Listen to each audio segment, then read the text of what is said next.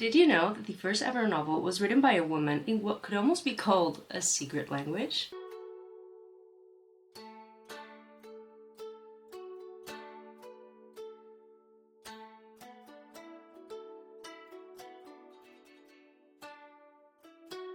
From the 20th century all the way to the inner circle of Empress Fujiwara no Shoshi, today I'm taking you on a little journey through Imperial Japan.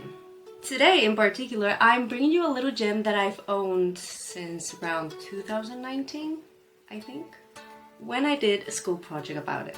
Genji Monogatari, also known as the Tale of Genji. Well, here it's in Spanish, but you get the idea.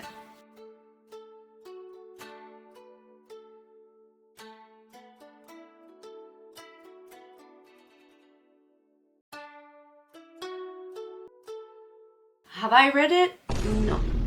But one day I will. Probably. For now, let's do a quick analysis and see if it sparks our curiosity.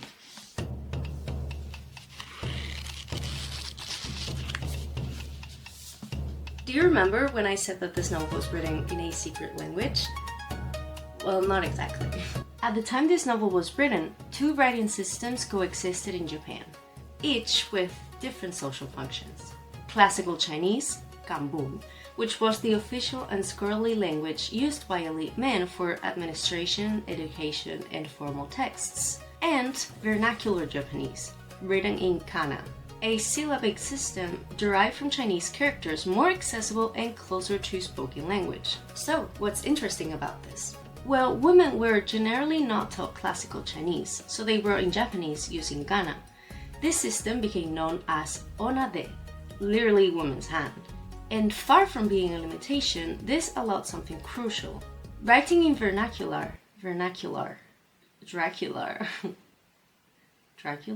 Writing in the vernacular, closer to everyday experience. Expressing emotions, psychological nuance, and relationships more naturally, and developing a more intimate, subjective kind of literature. In other words, literature found its way through social limitations, even through language itself. Okay, so secret, not really a secret language, at all. But I had to hook you somehow, sorry. I also said this is the first novel in the world, which kind of, at least in terms of what we understand today as a modern novel. A developed narrative with complex characters who grow and change. If we use the term more broadly, earlier novels existed in ancient Greece, like the works of Heliodorus of Emesa or the 2nd century author Longus, who wrote the pastoral novel Daphnis and Chloe. And in Rome, we have the Satirico by Petronius, the fantastical stories of Lucian of Samosata, and the Golden Ass by Apuleius. However, these works are often seen more as precursors to literature rather than that official first step. Or at least that's what many people think. Even though the Tale of Genji didn't become widely accessible in the West until the 20th century thanks to Arthur Weighley's translation, it was already a major cultural milestone in Japan and continued to inspire the country for centuries. The Tale of Genji was written around 1021. Yes, 1021, more or less. Since the exact date is uncertain, it is estimated to be around that year. It's attributed to a woman known as Murasaki Shikibu, though her real name might have been Fujiwara no Tatako. In Heian period high society, it was considered improper to refer to people by their real names, which is why she's known by this pseudonym. Shikibu refers to the Ministry of Ceremonies, where her father worked, and Murasaki means purple, the color she was said to wear most often and favor. She was born in Kyoto in 978, during the Heian period, a time of great artistic and cultural flourishing. Add to that her background in a family of poets. Her grandfather was the renowned Fujiwara no Ganesuke, and well-positioned officials, which allowed her to serve as a lady-in-waiting to Empress Fujiwara no Shoshi, plus the emotional impact of becoming a widow at a young age. And you get the perfect environment for the birth of what many consider the first novel in history. Murasaki shared her story with other women at court who loved it so much that copies were quickly made, helping it spread almost inevitably. And here's a little detail that I haven't told you yet. The Sarashina Diary, written by another woman of the time, The author recounts how, when she finally got her hands on the complete story of Genji, she locked herself in the room and read it non-stop. Honestly, that might be my favorite part of this whole story. No matter the century, locking yourself to read in your room is an universal experience. So, are you curious what the story is about? Let me tell you. In the novel, Genji is the second son of the emperor and a low-ranking concubine. When his mother dies, he is only 3 years old, and her loss deeply affects him. This trauma shapes many of the decisions he makes through his life. To sum it up, the story follows his life, including his 3 marriages. Yes, 3. He first marries a woman named Aoi, but later falls in love with his father's concubine, Fujitsubo, who closely resembles his mother.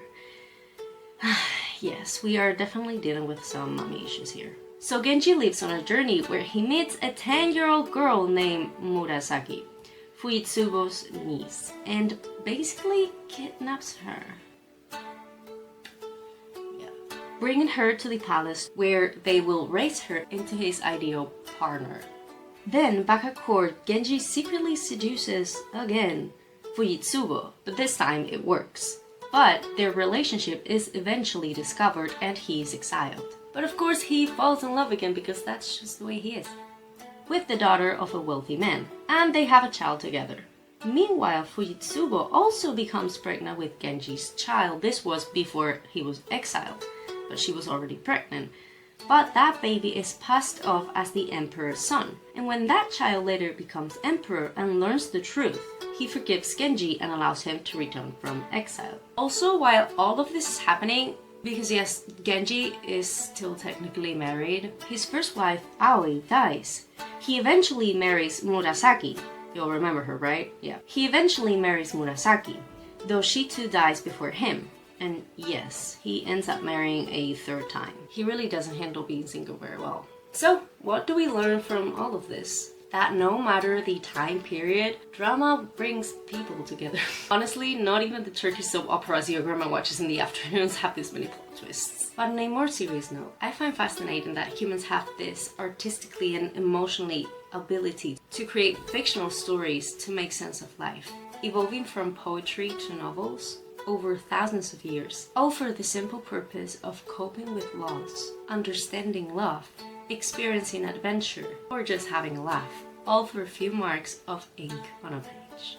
By the way, if I got anything wrong, feel free to correct me in the comments. Most of this information comes from an article from National Geographic, in case you'd like to check it out. Anyway, I hope you enjoyed this video. If you end up reading the novel, let me know in the comments. Thank you so much for being here one more day. I really enjoy making these videos. If you subscribe, you'll give me a smile and I'll give you a new video. Thanks again, bye!